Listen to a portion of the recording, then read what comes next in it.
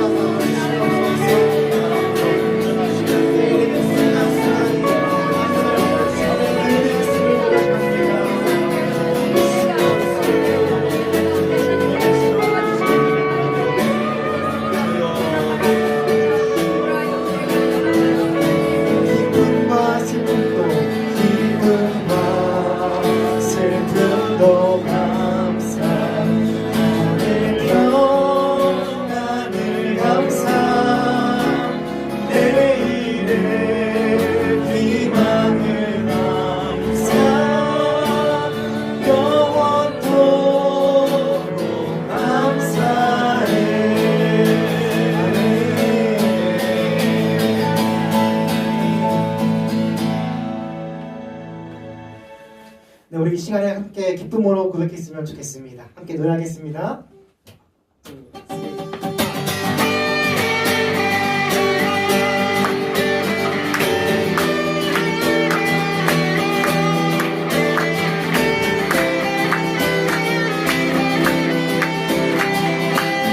나 가나왔던 귀한 성에 나 귀한 성에 들어가려고 그 무거운 등 벗어버렸네. 내 다시 방황할 일 없으니 순명신의 나의 삶이 한 번 더 나가란다. 나갔다 귀한 성에 들어가려고 그 무거운 등 벗어버렸네. 내 다시 방황할 일 없으니 저 순명신의 나의 삶이 그리 살겠네. 그리 살겠네. 나 그리 살겠네. 저 생명신의 나의 살겠네. 그리 살겠네. 나 그리 살겠네. 저 생명신의 나의 살겠네.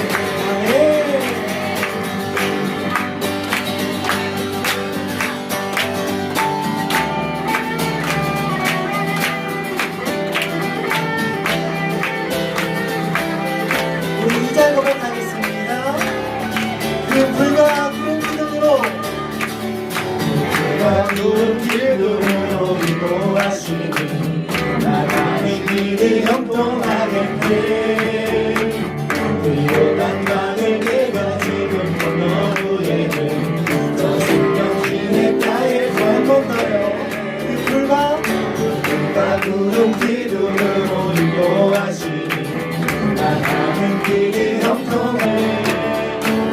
로 생명 양식 주와 함께 머물러 저 생명신을 한 번 더 부탁합니다. 내 주님 영혼 주님 영혼 만나로서 보여주시니 당신에게 생명 되게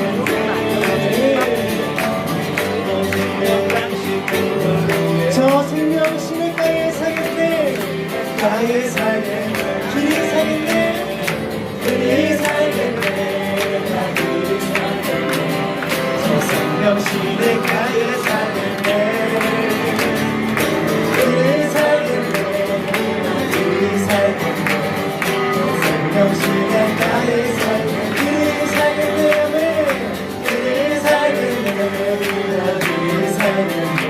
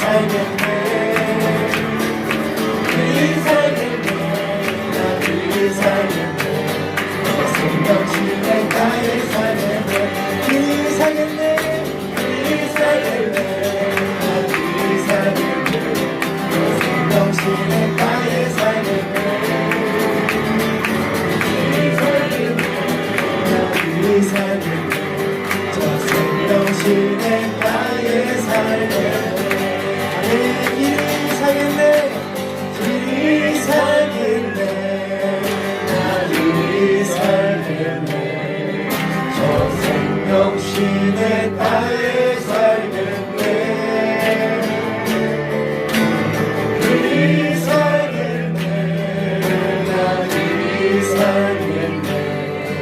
저 생명신을 가에 살겠네. 길이 살겠네. 나 길이 살겠네. 저 생명신을 가에 살겠네.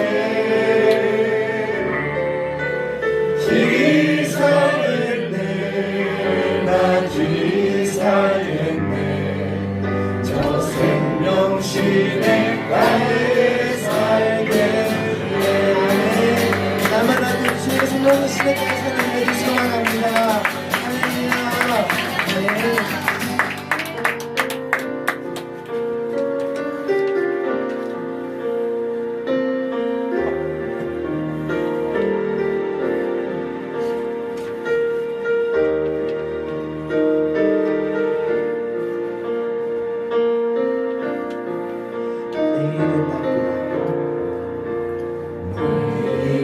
내일은 난 몰라요. 하루하루 살아요. 운행이나 여행함도 내 뜻대로 못해요. 험한 이길 가고 가죠. 끝은 없고 보네요. 주님 예수 달래미사 내 손 잡아주소서. 내일은 난 몰라요. 내일은 난 몰라요. 장래일도 몰라요. 아버지여 날 붙드사 평탄한 길 주옵소서. 인사드립니다. 좁은 이 길 진리의 길 주님 가신 그의 길 힘이 들고 어려워도 찬송하며 갑니다. 성령이여 그 음성을 항상 들려주소서. 내 마음은 정했어요. 넘지 말게 하소서. 내일은 난 몰라요. 장래일도 몰라요. 아버지여 주시소. 내일은 난 몰라요. 장래일도 몰라요. 아버지여 주시소. 만왕의 왕 예수께서 이 세상에 오셔서 만 백성을 구속하니 참 구주가 되시네. 순교자의 본을 받아 나의 믿음 지키고 순교자의 신앙 따라 순교자의 신앙 따라 순교자의 신앙 따라 믿음을 전하세. 불과 같은 성령이여 내 맘에 항상 계셔. 천국가는 그날까지 주여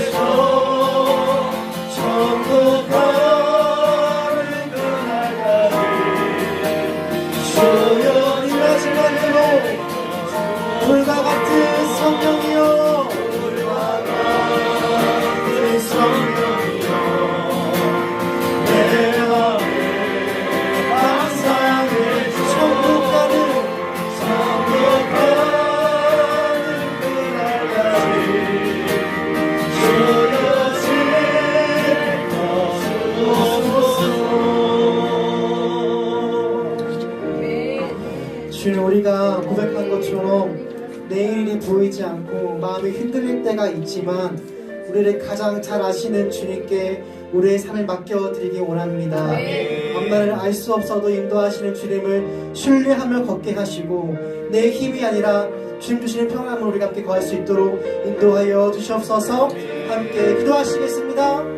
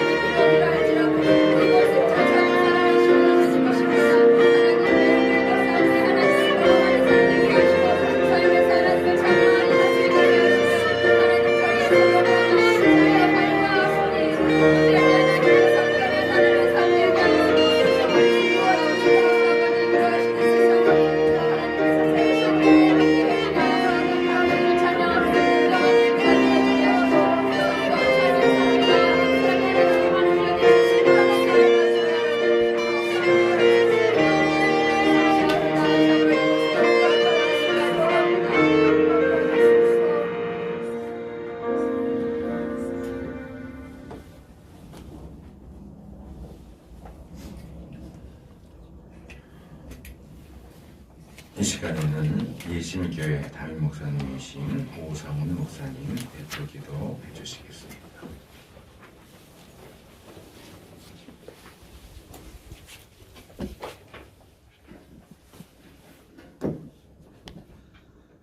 천지 만물을 창조하시고 지금도 그 만물을 다스리시는 하나님 아버지 참으로 감사를 드립니다. 우리가 늘 우리의 삶 속에서 주님의 은혜를 생각할 때에 감사밖에 드릴 것이 없습니다. 특별히 오늘 이렇게 우리 귀한 진리와 자유의 교회와 우리 예심 선결교회가 한 마음으로 주님 앞에 예배할 수 있도록 이 모든 상황을 인도하신 하나님께 감사합니다. 우리는 예수 그리스도 안에서 온 형제요 자매이며 우리가 함께 예배드리는 것을 하나님 너무 기뻐하실 줄 믿습니다. 하나님 우리의 평생의 삶 속에 이런 기쁨과 감사가 넘쳐 흐를 수 있도록 축복하여 주시옵소서. 이 나라와 민족과 전 세계 가운데 정말로 여러 가지 어려움들이 있는데 하나님 믿는 자들이 주님을 향하여 간절한 마음으로 기도할 때에 이 민족이 복음으로 남과 북이 하나 되게 하여 주시고 전 세계 열방 가운데 예수 그리스도의 복음이 마음껏 전해져서 주님 다시 오시는 그날이 앞당겨 줄 수 있도록 역사하여 주시옵소서. 오늘 예배 가운데 말씀을 선포하실 우리 김준기 목사님 입술을 주님 주장하여 주시옵시고 그 선포되는 말씀이 우리의 삶의 큰 은혜요 또한 살아갈 등대가 될 수 있도록 역사하여 주시옵소서. 그렇게 하실 주님 앞에 감사드리며 우리 주 예수 그리스도의 이름으로 기도드리옵나이다. 아멘.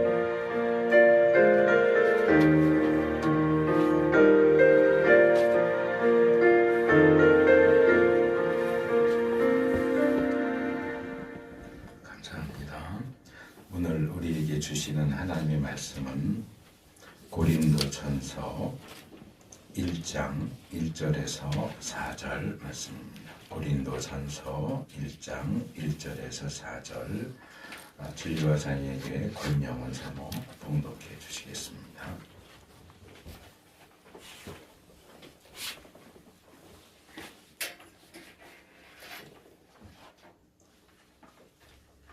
고린도전서 1장 1절에서 4절 말씀. 하나님의 뜻으로 그리스도 예수의 사도로 부르심을 받은 나 바울과 형제 소스데네가 고린도에 있는 하나님의 교회에 이 편지를 씁니다. 그리스도 예수 안에서 거룩하여지고 성도로 부르심을 받은 여러분에게 문안 드립니다. 또 각처에서 우리 주 예수 그리스도의 이름을 부르는 모든 이들에게 또 아울러 문안을 드립니다. 예수 그리스도는 이 사람들의 주님이시며 우리의 주님이십니다. 하나님 우리 아버지와 주 예수 그리스도께서 내려주시는 은혜와 평화가 여러분에게 있기를 빕니다. 나는 여러분이 그리스도 예수 안에서 받은 하나님의 은혜를 생각하고 여러분의 일로 언제나 하나님께 감사를 드립니다. 아멘. 아멘.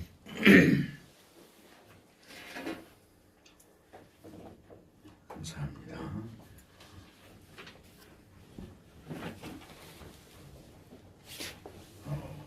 저희 교회는 원래 셋째 주에 평소에는 지금 하나님의 나라라는 주제로 창세기부터 지금 신명기 거의 끝에 다다랐고, 셋째 주에는 이제 다른 주제로 공의 주제를 다루는 날인데, 예심교회와 예배 처소 공유 문제로 이제 상의를 하다가 당분간 한 달에 한 번 연합 예배를 같이 드리는 것이 어떻겠는가, 그런 이야기가 나와서 준비해놨던 설교는 이제 다음으로 미루고 새로운 설교를 준비를 했습니다. 12월 셋째 주에는 오성원 목사님께서 이제 성탄주일, 그때 또 성탄주일인데 그때 설교를 해주실 겁니다.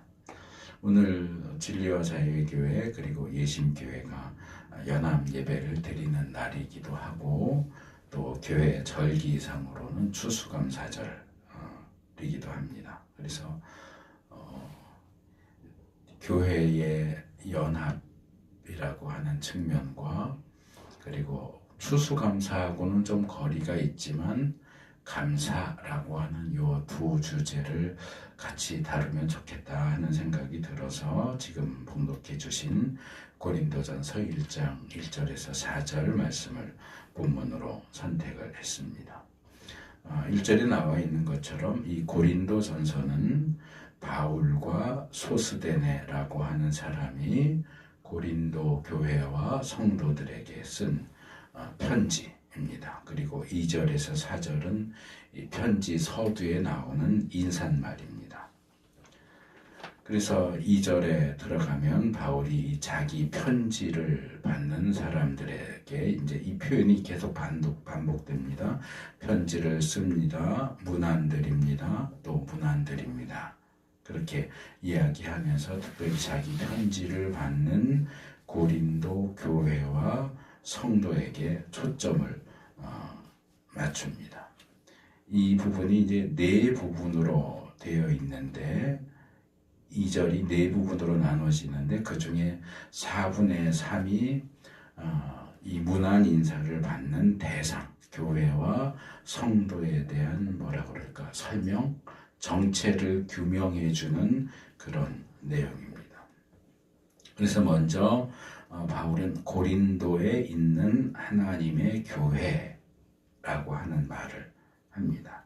이 바울 서신 중에는 도시의 이름이 붙은 것들이 많이 있는데, 바울 서신 전반부에 나오는 로마, 고린도, 갈라디아, 에베소, 빌립보, 골로새, 데살로니가, 이게 다 도시 이름입니다. 그러니까 로마서는 로마에 보낸 편지, 고린도서는 고린도에 보낸 편지, 이렇게 이제 이해를 하시면 됩니다. 그런데 이 부분을 우리가 좀 자세히 생각을 해보면 이 도시들에 과연 교회가 하나만 있었을까? 로마에는 로마 교회 하나 있고, 고린도에는 고린도 교회 하나, 이런 식으로 각 도시에 말하자면 그 도시를 대표하는 대형 교회가 하나씩만 있었을까? 생각해보면 그렇지는 않습니다. 신약의 몇몇 구절을 보면 예를 들어서 고린도전서 16장 19절에 보면 아골라와 브리스가와 그 집에 모이는 교회라는 표현이 나오고, 또 골로새서 4장 15절에 보면 눈바와 그 부인의 집에서 모이는 교회라고 하는 그런 표현들이 나옵니다. 그래서 신학자들은 초기의 교회, 그러니까 사도행전에 나오는 그 초기 형태의 교회는 대부분이 개인의 집에서 모이는 가정교회였을 것이다 라고 봅니다. 현대에서도 이제 가정교회라는 이제 이야기들이 많이 나오지만 가장 기초는 가정에서 모이기 때문에 가정교회라고 불렀어요. 그래서 바울이 여기서 고린도에 있는 하나님의 교회라고 말할 때에는 고린도를 대표하는 뭐 여의도 순복음교회라든지 뭐 충현교회라든지 영락교회라든지 이런 큰 대형 교회, 고린도 교회라는 이름을 가진 대형 교회를 가리키는 것이 아니라 고린도 안에 수없이 퍼져 있었던 소수의 가정교회들을 포괄해서 하는 이야기로 봐야 합니다. 그래서 요 뒤에도 각처에서라는 표현이 나오는데 이 각처에서는 각 가정교회에서 이렇게 이해할 수 있습니다. 그래서 고린도라는 도시의 각처에서 모이는 교회들을 하나로 묶어서 고린도 교회라고 이야기를 하는 겁니다. 그래서 저는 바울이 사용한 이 표현이 교회의 연합을 잘 보여준다라고 생각을 합니다. 예배를 드리기 위해서 모이는 장소는 다르지만 고린도라는 도시 안에 있는 모든 가정교회는 다 고린도 교회입니다. 그러니까 야 너희는 우리가 예배 드리는 그 예배 처소에 나오지 않잖아. 그러니까 너는 고린도 교인이 아니야 라고 말할 수 없어요.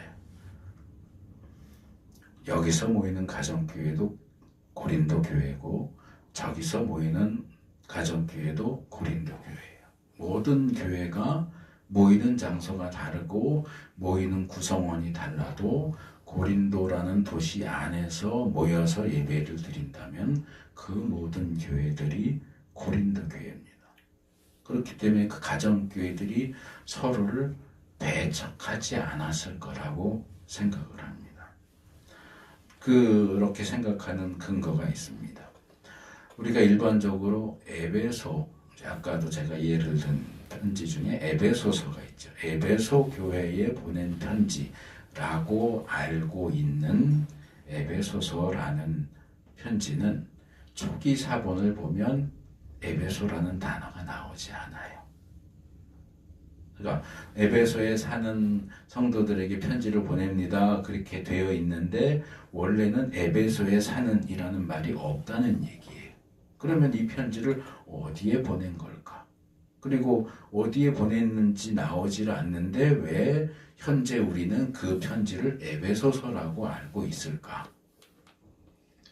학자들이 그 편지를 연구하면서 이 편지는 원래 회람서신이다 라고 결론을 내렸습니다.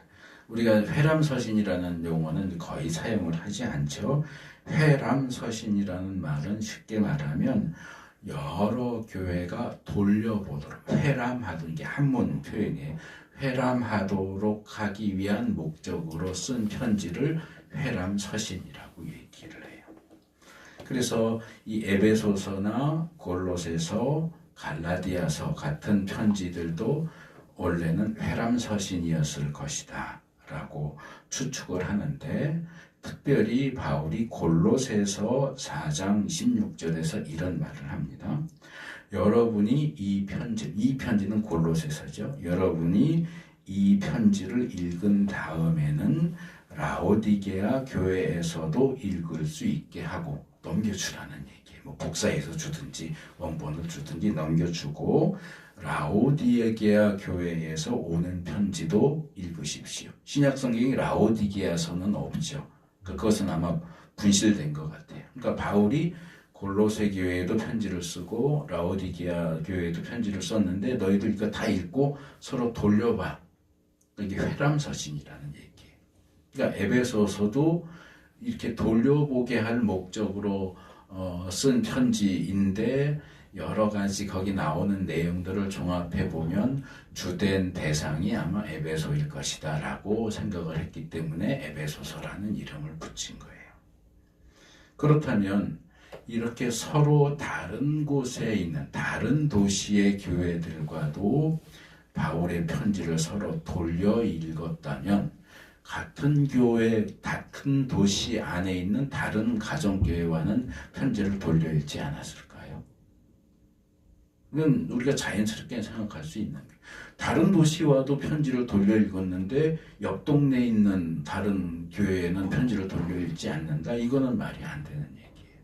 그러니까 당연히 고린도 안에 있는 가정교회들은 서로 편지를 다 돌려보고 고린도 안에서 편지가 한 바퀴 돌면 그 다음엔 다른 동네로, 다른 도시로 보내주고 또 받아서 읽고 하는 방식으로 했을 거라고 생각이 듭니다.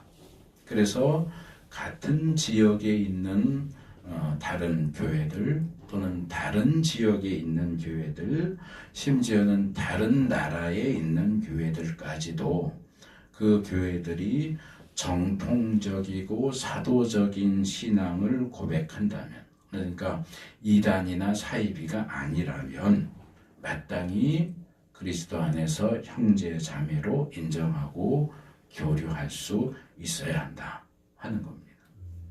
또 교회의 역사 속에서 이 교단이 이제 갈라지죠. 장로교, 성결교, 감리교, 순복음, 침례교, 구세군, 여러 가지 이제 역사적인 상황 속에서 교단이 나눠지고 또 서로 이제 주장하는 것에 있어서 조금씩 차이가 나기는 하지만 기본적으로 성경을 인정하고 정통적인 신앙, 사도적인 신앙을 인정하고 가르치는 교단이라면 서로 연합하고 교류하는 것을 거절할 이유가 없습니다. 아까도 우리 목사님 기도하시면서 말씀하셨지만 오늘 이렇게 연합예배를 함께 모이는 예심교회는 성결교단이고 또 저희 지리와 사회교회는 장로교단입니다. 그래서 서로 다른 교단이지만 함께 모여서 예배하는 데는 전혀 문제가 될 것이 없다. 예전에는 제가 대학 다니고 그럴 때쯤에는 그게 좀 규제가 심했어요. 그래서 타교단 목회자 불러서 설교시킬 수 없게 했었어요. 근데 지금은 그런 것들이 많이 이제 완화돼서 교단이 달라도 서로 이제 왔다 갔다 하면서 설교를 하기도 하고 또 연합으로 예배를 드리기도 하고 하는데 전혀 문제가 없고 또 이렇게 교단이 다르다는 점 때문에 오히려 이렇게 함께 연합 예배 드릴 수 있는 게 더 뜻깊은 일이다라고 생각을 합니다. 또 바울은 고린도 교회라는 표현과 함께 하나님의 교회라는 표현도 사용을 하고 있어요. 이게 이단이 그 이름을 사용하고 있어요. 이단, 하나님의 교회라는 이단이 있죠. 그래서 우리가 하나님의 교회라는 표현을 쓰는 게 조금 껄끄럽게 느껴질 수도 있지만 이 하나님의 교회라는 표현은 그 이단이 나오기 전에부터 있었던 표현이에요. 그 이단이 그 이름을 잘못 사용하고 있는 것이 하나님의 교회라는 표현 자체가 잘못된 게 아니라는 거예요. 그래서 이것은 이 하나님의 교회, 모든 교회는 하나님의 교회예요. 이 표현은 굉장히 성경적이고 정당한 표현입니다. 물론 이단의 그 명칭과는 구분할 필요가 있지만 이단이 그 표현을 쓴다고 가져다 쓴다고 해서 우리가 정상적인 표현을 꺼려하거나 밀쳐놓을 필요는 없다고 생각을 해요. 이 하나님의 교회라는 표현이 의미하는 게 여러 가지가 있을 수 있지만 일단 가장 쉽게 떠올릴 수 있는 것이 두 가지가 있습니다. 첫째는 교회는 하나님의 소유라는, 하나님께 속했다. 하나님의 교회. 이 컵이 내 거다 그러면 이 컵은 제 소유라는 얘기잖아요. 교회가 하나님의 교회다 그러면 모든 교회는 하나님의 소유라는 얘기고요. 같은 얘기지만 둘째로 교회의 주인은 하나님입니다. 교회가 하나님이 거니까 당연히 교회의 주인은 하나님이죠. 그래서 교단이 달라도 규모가 달라도 담임 목사가 달라도 교회를 세운 설립자가 달라도 모든 교회는 하나님 소유의 교회입니다. 아멘. 그래서 동일한 주님을 모시고 있는 교회들이 지역이 다르고 위치가 다르고 규모가 다르고 또 교단이 다르다고 해서 서로 불화하고 싸운다면 우리 모두의 아버지이신 하나님이 얼마나 슬퍼하실까.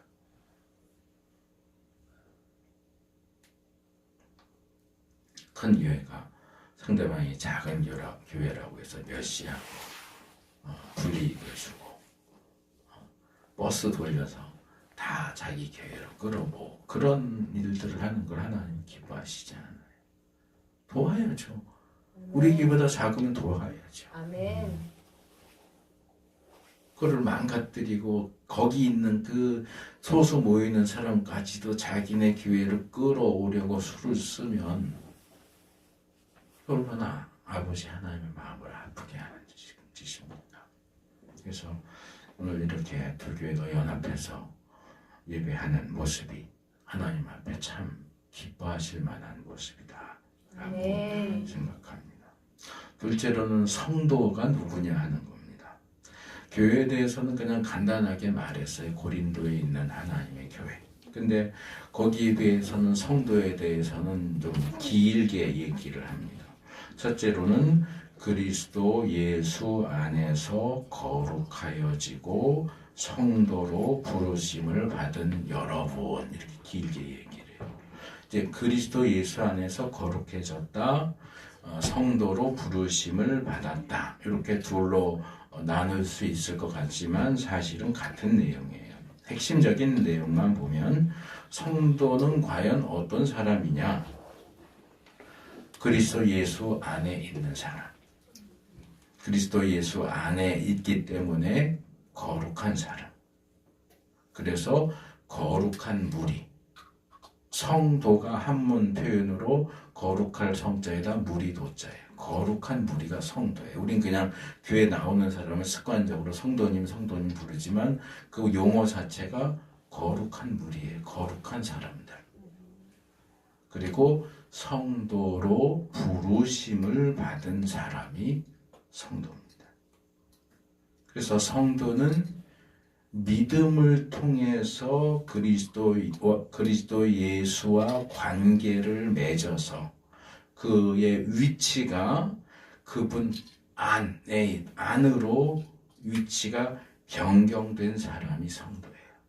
위치로는 그리스도 예수 안에, 상태로 보면은 거룩해진 사람이 성도예요. 그래서 그 사람들을 성도라고 불러요. 저는 사실 이제 교회 안에서 사역하면서 용어를 교묘하게, 그러면 좀 나쁘게 들릴 수 있는데 교묘하게 구분해서 써요. 정말 이분은 정말 잘 믿는 분이다 그러면 성도라고 불러요. 근데 이 사람은 그냥 교회만 왔다 갔다 하고 믿음 별로 없어 그러면 교인이라고 불러요. 교회 다니는 사람. 성도라고 말하기는 어렵고 교인, 회원이에요. 그냥 교회 회원, 교인. 물론 이제 뭐 그 용어를 그렇게 제가 개인적으로 의미를 부여해서 그렇게 구분해서 부르는 거고, 원래는 사실은 큰 차이는 없어요. 하지만 과연 이제 이 성도라고 하는 호칭으로 우리 스스로를 부르고 서로를 부르는데 과연 우리가 부끄러움이 없을까는 좀 생각을 해볼 필요가 있어요. 하나님은 우리가 예수님을 믿어서 거룩해졌기 때문에 성도라고 부르시는데, 정말 하나님이 우리를 거룩하다라고 인정하실 만큼 우리의 삶이 정말 거룩한가? 성도라고 불림 받기에 부끄러운 모습들이 우리에게 참 많아요. 그래서 그런 점을 생각할 때도 오히려 더 정말 성도가 되는 것은 오직 성도로 부르심을 받아야만 가능한 일이고, 내가 오늘부터 나 성도할래, 그런다고 해서 성도가 될 수 있는 게 아니고, 하나님이 그 사람을 성도로 부르셔야 성도가 되는 거예요. 그렇기 때문에 그 호칭과 그 존재가 얼마나 특별한가 하는 것을 알아야 됩니다. 둘째로는 각 처에서 우리 주 예수 그리스도의 이름을 부르는 모든 이들, 그렇게 이야기합니다. 여기 주 이름 부른다라는 이 세 가지 내용이 중요한데, 이 첫째 부분에 그리스도 예수 안에서라는 표현이 의미하는 내용이 뭔지가 여기서 설명이 됩니다. 예수님을 믿는다고 할 때에 예수님과 예수님을 믿는 우리의 관계는 어떤 관계냐? 주종 관계예요. 우리가 예수님을 또는 하나님을 주님 부르. 주님이 무슨 뜻이에요? 주인님이에요. 주인님.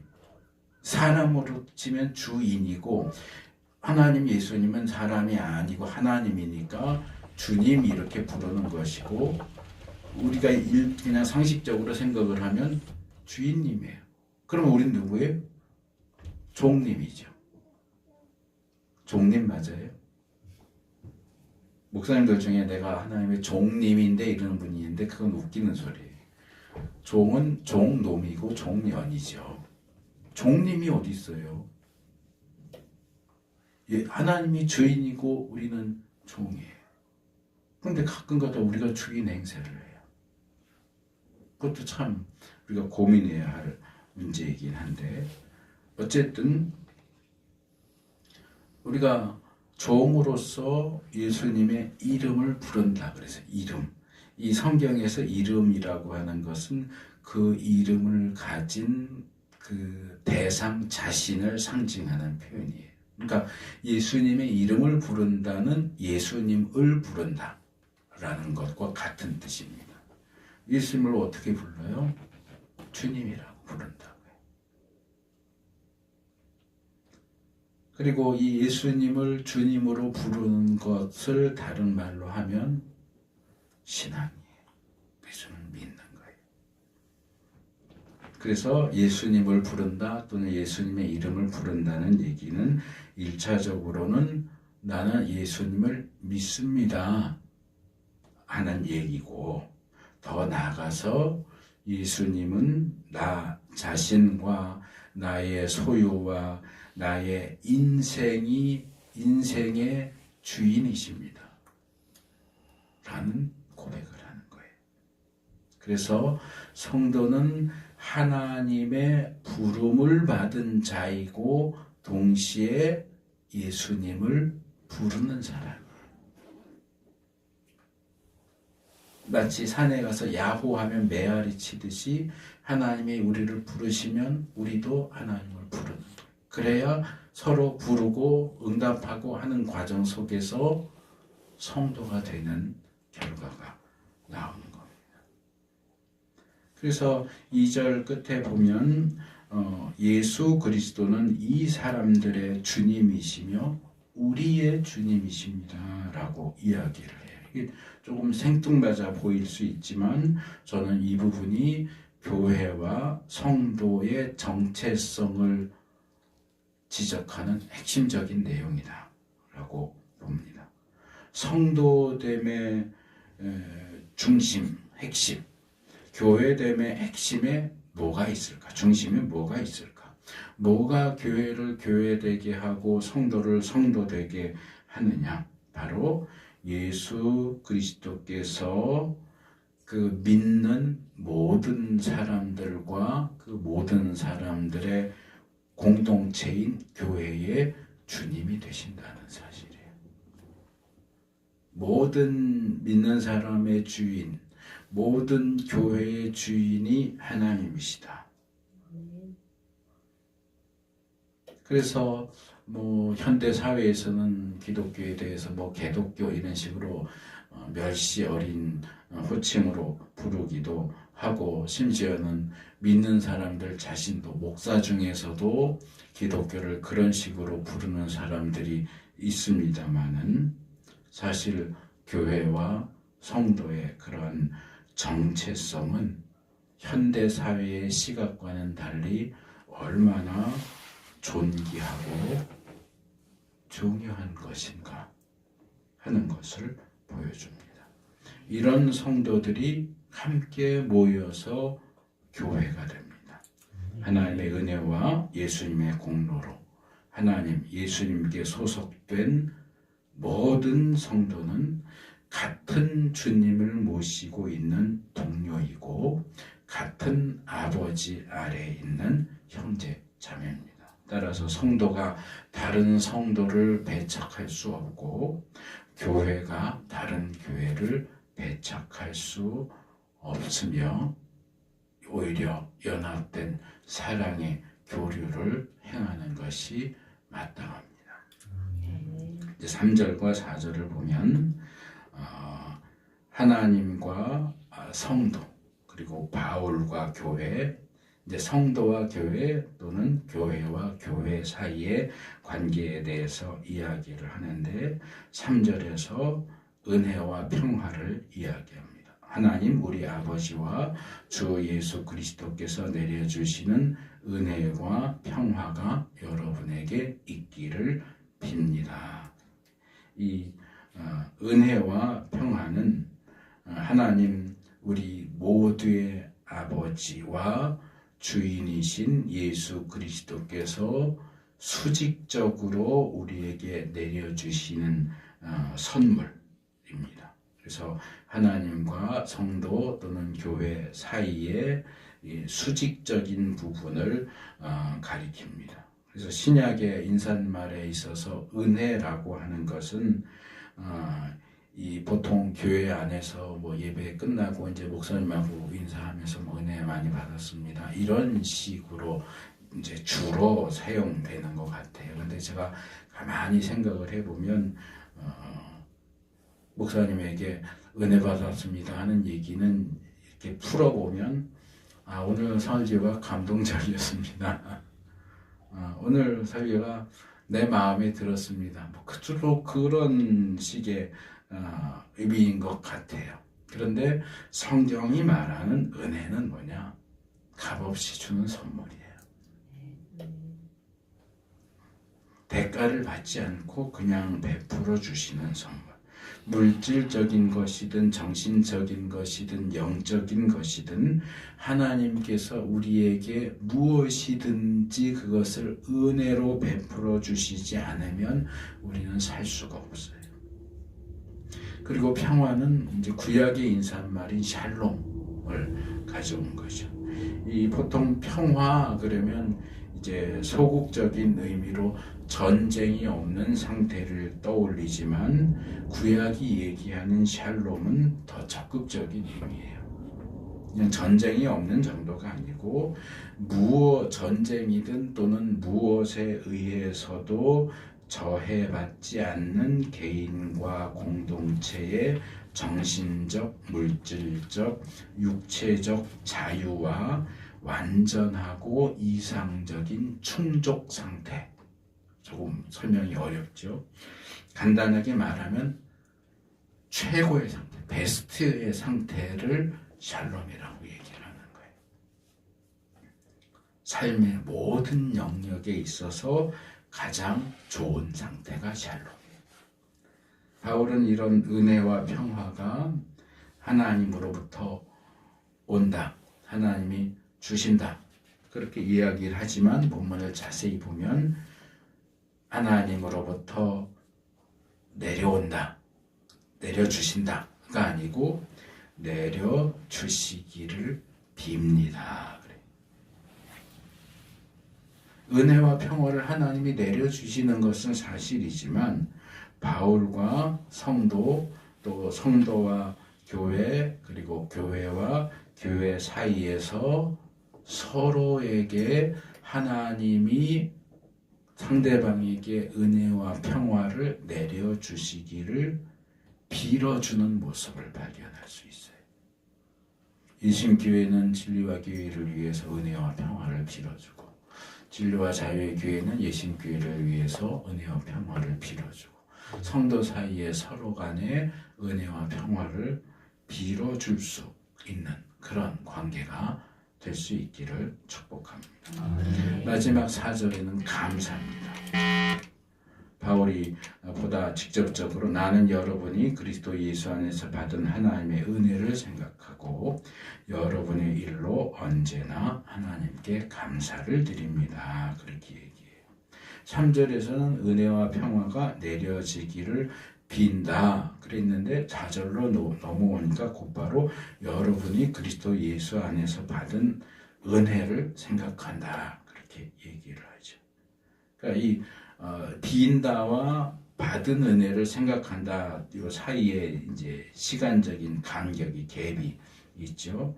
이 갭에 대해서 생각을 해보면 4절에서 이제 3절은 앞으로 그런 복을 받기를 빌어주는 거고 4절에서는 바울이 복을 빌기 전에 이전에 고린도 교인들이 하나님으로부터 받았던 복을 생각한다 하는 내용일 수도 있지만 아니면 3절에서 빌어준 그 복을 이미 받은 것으로 믿고 이 말을 하는 것일 수도 있다. 이제 그런 식의 표현법이 성경에는 굉장히 많이 나오거든요. 예수님께서도 직접 너희가 구한 것은 이미 받은 줄로 믿으라 그런 말씀을 하시기도 하셨고요. 그래서 바울은 고린도 교회와 성도들이 하나님으로부터 은혜와 평화를 받을 줄로 믿고 확신하는 가운데 그것을 선포하죠. 그리고 그들의 그 일, 은혜 받는 그 일에 대해서 언제나 하나님께 감사를 드린다고 그래요. 3절과 4절을 비교해 보면 이 움직이는 동선이 똑같아요. 3절에서는 하나님께서 고린도에게 은혜와 평화를 내려주기를 바울이 하나님께 빌었어요. 내려주기를 빌었고 4절에서는 하나님이 내려주신 것을 보고 하나님께 감사를 드려요. 내려오고 올라오고 하는 것이 똑같이 반복돼요. 3절에서는 복을 빌었고 4절에서는 감사를 드립니다. 자, 우리가 우리 자신이 아닌 다른 성도의 일 또는 다른 교회의 일, 바울이 여러분의 일이라고 말하는 그것을 놓고 복을 빌고 또 그것에 대해서 계속 생각하고 그리고 그것을 확인하면서 감사를 드리는 일이 얼마나 있을까요? 그렇게 하려면 서로에게 깊은 관심을 가지고 밀접하게 교류해야 돼요. 그냥 어쩌다 한번 만나면 뭐 잘 지내세요? 예, 잘 지냅니다. 그러고 헤어질 게 아니고 좀 더 구체적으로 들어가서 지금 관심을 갖는 일이 뭐고 하고 있는 일이 뭐고 그런 그 일들이 어떻게 진행되고 있고 또 어떻게 하나님이 응답하셨고 또 어떤 놀라운 일들이 일어났는지 그런 것들을 서로 간에 나누고 듣고 하는 과정에서 정말 그 감사한 일이네요 하고 감사를 드릴 수 있는 거지 그냥 수박 겉핥기처럼 잘 지내세요? 잘 지냅니다 하는 걸 가지고서는 이걸 할 수가 없어요. 그래서 저는 앞으로 뭐 하나님이 어떻게 인도하실지는 모르겠어요. 이제 나름대로 이제 오 목사님하고 저하고 이제 구상하고 있는 그림은 있지만 뭐 이제 11월에 한번, 12월에 한번 또 그 26년도에는 이제 어떻게 될지 이제 좀 더 논의를 해봐야 되겠지만 이렇게 연합 예배를 한 달에 한 번씩 드리는 것에서부터 시작해서 앞으로 어떻게 갈지 모르겠지만 우리가 좀 더 서로 밀접하게 관계를 맺고 교류하고 또 교제하고 하면서 서로에게 복을 빌어주고 또 서로의 일에 대해서 감사할 수 있는 그런 관계가 계속 이루어졌으면 좋겠고 그 일을 위해서 서로가 또 수고할 각오를 할 수 있으면 좋겠다라고 생각을 합니다. 자, 오늘 첫 연합 예배를 드리면서 연합과 감사에 대한 말씀을 드렸습니다. 이렇게 함께 연합하고자 하는 그런 시도를 통해서 우리 모두의 마음에 감사가 넘칠 수 있기를 바랍니다. 연합하고 교류하면서 서로 복을 빌어주고 상대방의 일로 인해서 하나님께 감사할 수 있는 우리 모두 예수님교회와 진리와 자유의 교회 또 진리와 자유의 교회와 예수님교회 각 성도들이 될 수 있기를 축복합니다. 아멘. 들으신 말씀 기억하시고 찬송가 210장, 여기 아까 4곡 있는데 우리가 3곡만 불렀죠.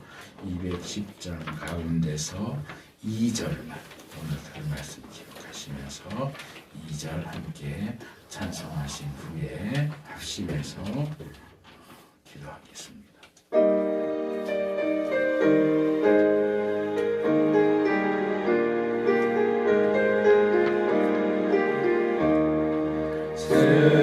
생명샘이 솟아나와 모든 성도 마시니 어디든지 흘러넘쳐 부족함이 없도다. 이런 물이 흘러가니 목마를 자루구냐. 주의 은혜 풍족하여 넘치도록 넘친다. 함께 합심해서 기도합니다. 하나님 아버지,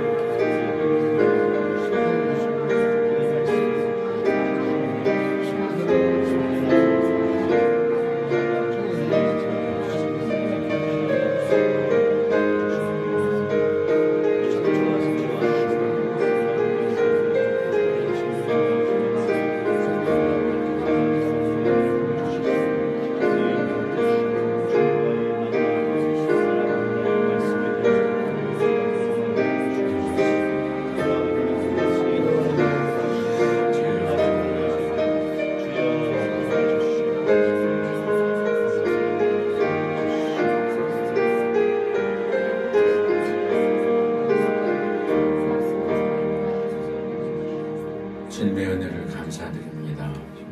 또 예심교회와 진리와 자유의 교회 또 서로 만나게 하시고 또 예배 가운데 연합하게 하시니 감사합니다.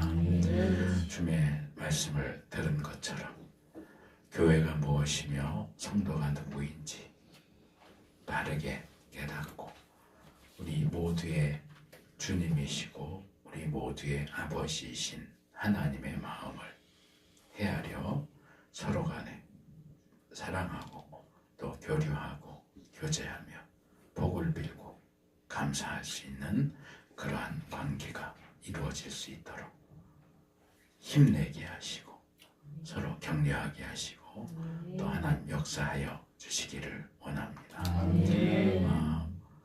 이 시간 함께 모여서 연합 예배를 위하여 준비하고 수고한 손길마다 기억하시고 복 내려주시고 함께 하시기를 원합니다. 이 시간도 또 예배하는 가운데 주께 예물을 드렸습니다. 기쁘게 받으시고 주의 나라와 몸된 교회를 위하여 귀히 쓰이게 하시며 드린 손길마다 그 손으로 하는 모든 일들 형통하도록 복 내려주시고 주님의 풍성히 공급해 주시는 것을 통하여 우리가 누리고 또 나누며 또 드리는 삶 살 수 있도록 은혜 베풀어 주옵소서. 이제는 우리 주 예수 그리스도의 은혜와 아버지 하나님의 무한하신 사랑과 성령님의 교통하심에 말씀을 들으며 교회가 무엇이며 성도가 누구이며 또 서로 간에 성도 사이에 교회 사이에 어떠한 관계가 형성되어야 하는지 어떻게 서로를 대해야 하는지 어떻게 교류하고 또 연합할 것인지 생각하면서 또 앞으로 우리의 길을 인도하시기를 구하는 모든 주의 백성들, 각 가정들, 또 속해 있는 각 교회들, 예심교회와 또 진리와 자유의 교회 속한 각 권속들 위에 이제부터 영원까지 함께 계실지어다.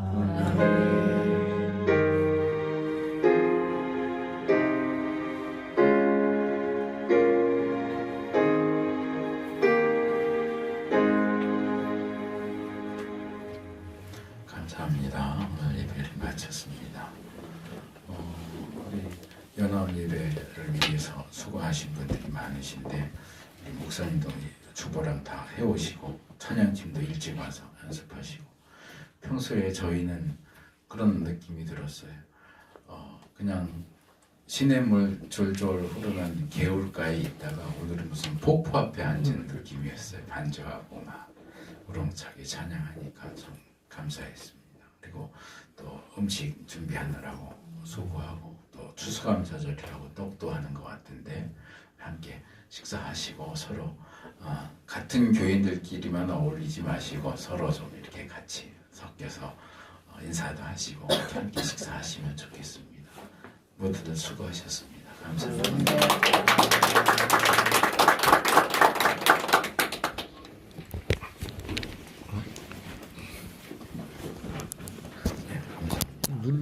눌러줬어요 지금. 마이크 끄시는 건 어떻게 해요? 마이크 그냥 뽑으면 되는 거고요. 이게 몇 번을, 이게 확인을 몇 번을 눌러야 돼요. 안 그러면